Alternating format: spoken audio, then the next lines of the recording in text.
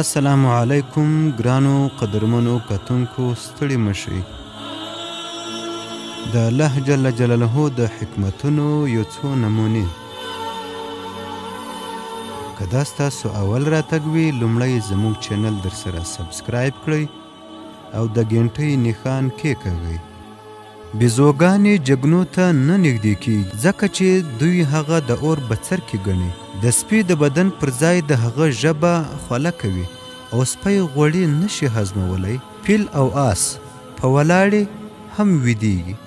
د قبض تر سسګۍ ځکه خلاصې وي ځکه چې د هغه د سترګو شټران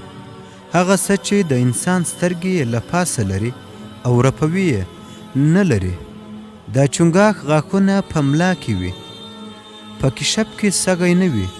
نوموړی د پوستکي له لارې ساه اخلي میږی له خپل وزن څخه 40 کرته زیاته وزن پورته کولی شي لړم تر 6 ورځو پورې خپله ساه بندولی شي لړم په اوبو کې دننه ساه نشي اخیستلی نو ځکه هغه هلته خپله ساه بندوي مچۍ په یوه ثانیه کې 22 ځله خپلې وزرې خوځولی شي د دنیا د 26 هیوادونو سره سمندر نه لګیږي د تیلو تر ټولو لومړی کوهی په 1859 کال کې د امریکا په پنسلوینیا کې وکیندل شو کشپ مچۍ او مار کاڼه وي د شهدو مچۍ په یوه ساعت کې 9 میله رفتار په هوا کې کولی شي د فرعون په زمانه کې په مصر کې اونۍ 10 ورځې وه د دنیا تر ټولو اوږد جنگ د فرانس او برطانیې ترمنځ وشو چې په 1483 کال کې پیل او په 1453 کال کې پای ته ورسید چې ټول ټال 115 کاله کېږي په 18مه پیړۍ کې کشپ